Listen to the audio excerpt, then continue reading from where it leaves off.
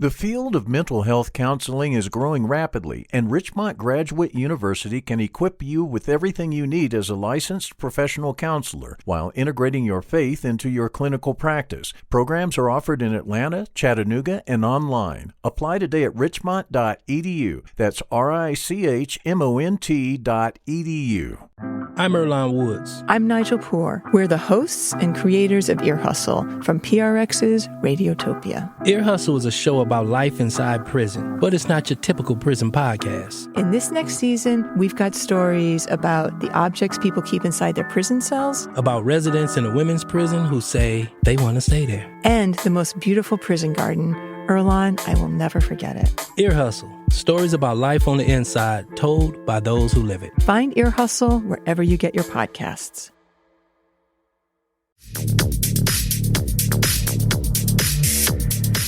Welcome back for another edition of Political Breakfast. We are so glad to have you here joining us on WABE. Republican strategist Brian Robinson is here. Saba Long is in for Tharon Johnson this week. Saba is the executive director of the Atlanta Civic Circle. So hello to both of you again. Hey Good there. to see you. Good to chat with you. Welcome back, Saba. Great to be back with you all. Yeah. Saba, we always talk about former President Donald Trump, right? So here we go again. He's returning to Georgia, apparently for a luncheon next week. He'll be here. And former U.S. GOP Senators Kelly Loeffler and David Perdue are hosting this event. So just wanted to, Brian, begin with you. What are your thoughts on this particular visit? Well, of course, this isn't some campaign rally type event like what we had in Rome recently. This is a fundraiser. This is an element of where Georgia is becoming more and more important. Now, obviously, listeners of Political Breakfast know that Georgia is one of just a handful of swing states that will be decisive in 2024. So we're important politically, but for both sides, and this really goes back before Democrats really had a chance in Georgia. This has become a major ATM center for both parties. They come in here, do the fundraisers, hit the deep pockets, largely in metro Atlanta. And that's what you're seeing here with the fundraiser being hosted by former Senators Perdue and Loeffler. So I don't know if there's going to be a public campaign component to this just yet.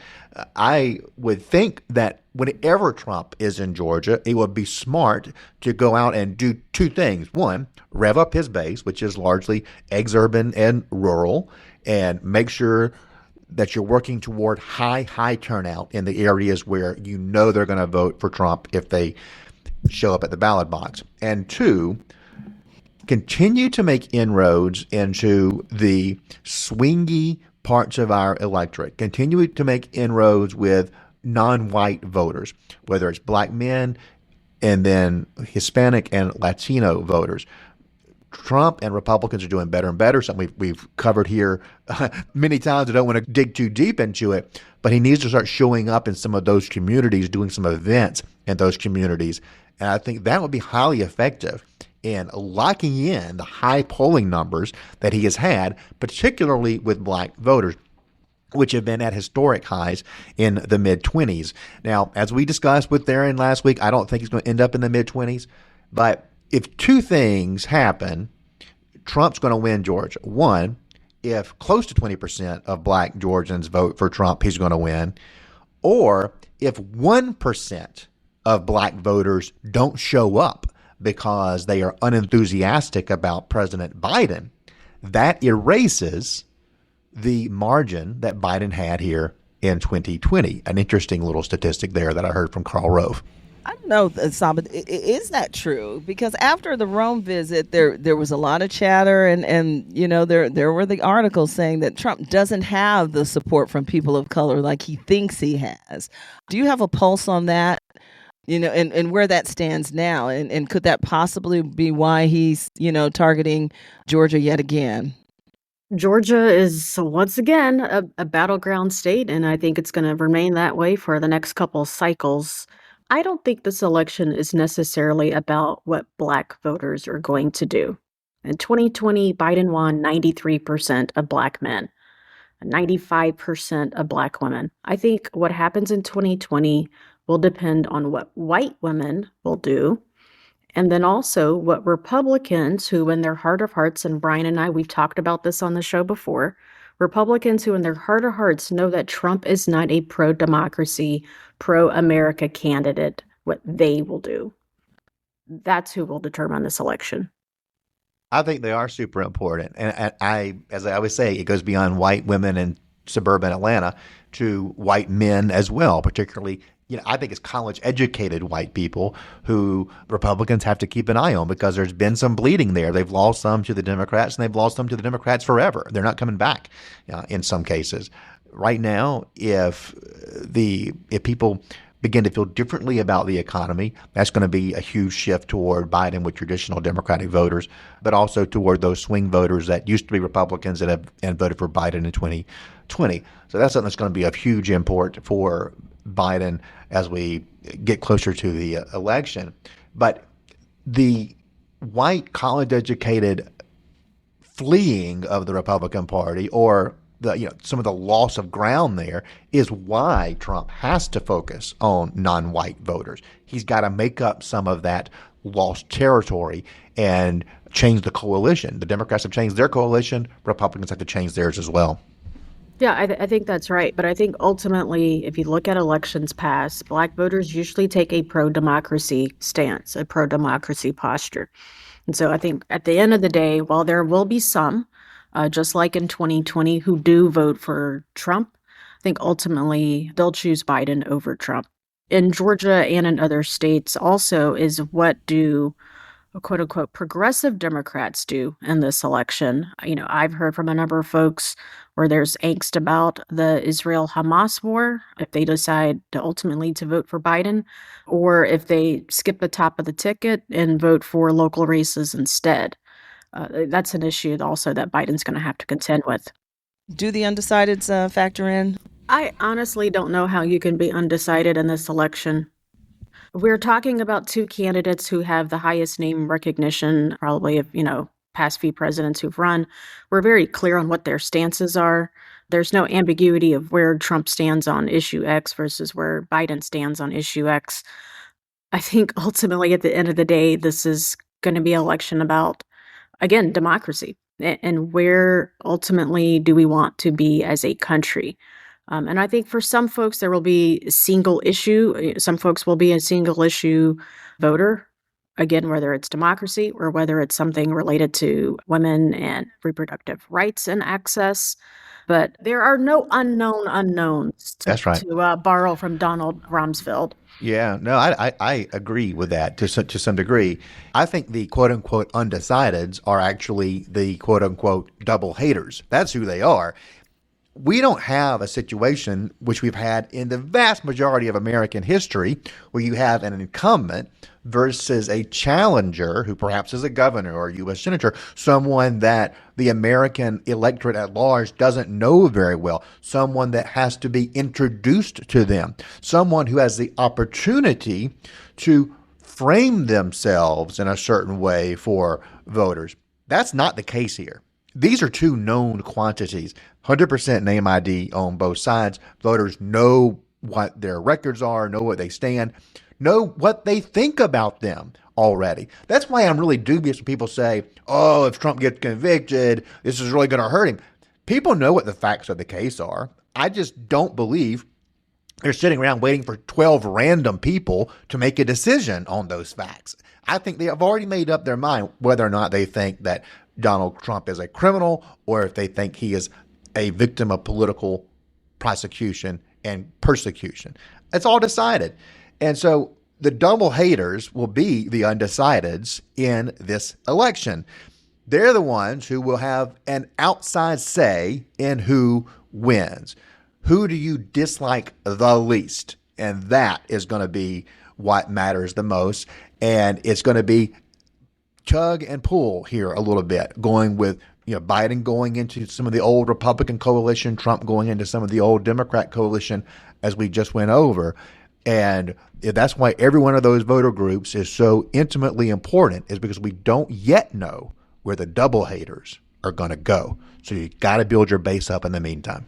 Support comes from the Grady Health Foundation, presenting Move for Grady Saturday, April 27th. When you ride, run, or walk for Grady, you help our entire community thrive. There's a distance for everyone, and all proceeds benefit Grady Health System. More at moveforgrady.com. At a time when information continues to come at us faster and faster, sometimes you need to hit pause and rewind. NPR's Throughline takes you back in time to the source of the news stories filling your feed.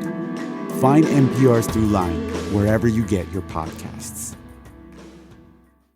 Yeah, I was watching Bill Maher's show over the weekend, and he had Mark Esper on, who was a former led the Department of Defense under Trump. Very clearly a Republican. And he said that he has moved away from saying that he will vote for Trump, and now he is either going to vote for Biden or not going to vote for president at all. And I think there will be a number of folks who will continue to take that posture. The more people like Mark Esper come out, Liz Cheney, we know, is another person who has said that. And then locally in Georgia, Jeff Duncan. So the more we see folks like that on the Republican side say, we are pro-America, we are pro-democracy, we are not going to vote for Donald Trump, I think we'll continue to see the impacts of that, not only in the state, but across the country.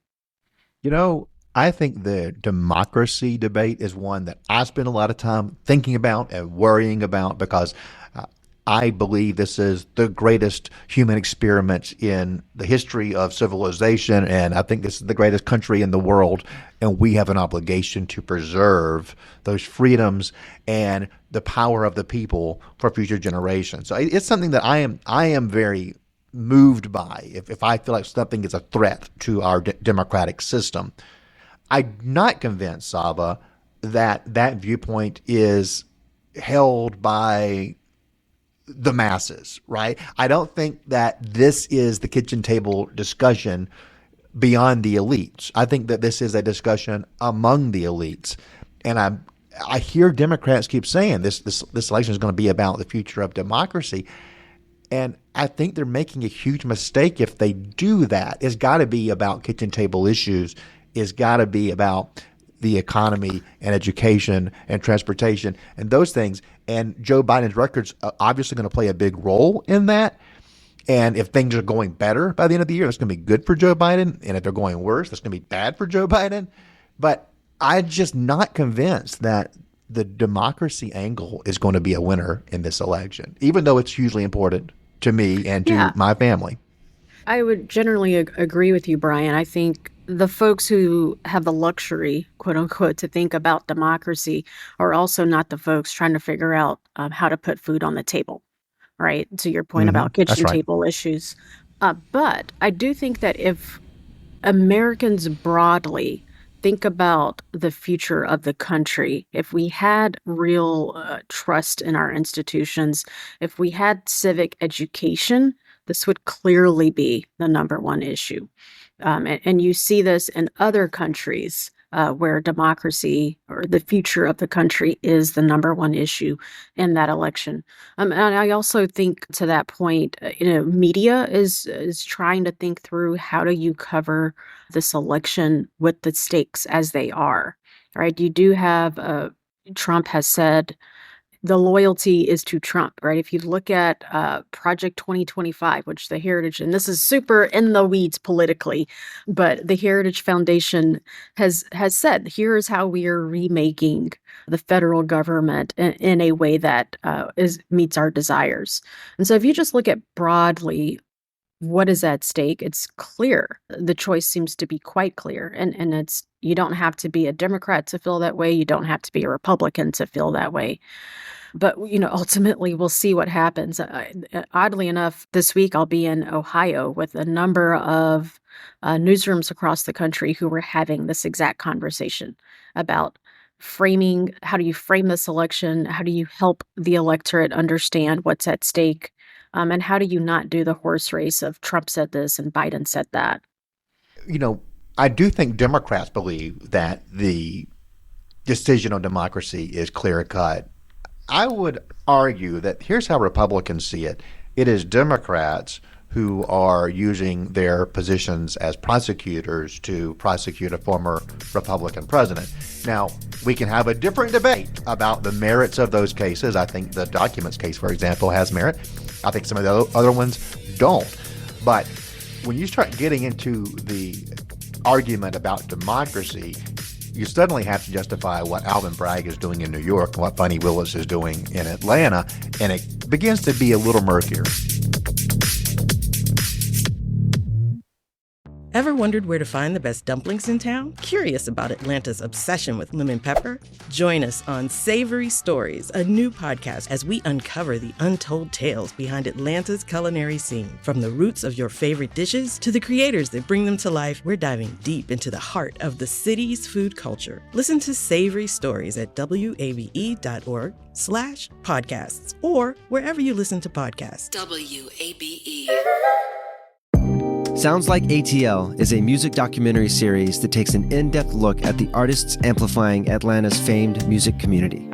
Built around a desire to highlight Atlanta's diverse and world-renowned music scene, each episode features unforgettable, intimate musical performances by fresh new musical guests, each with exclusive interviews about the stories behind their music.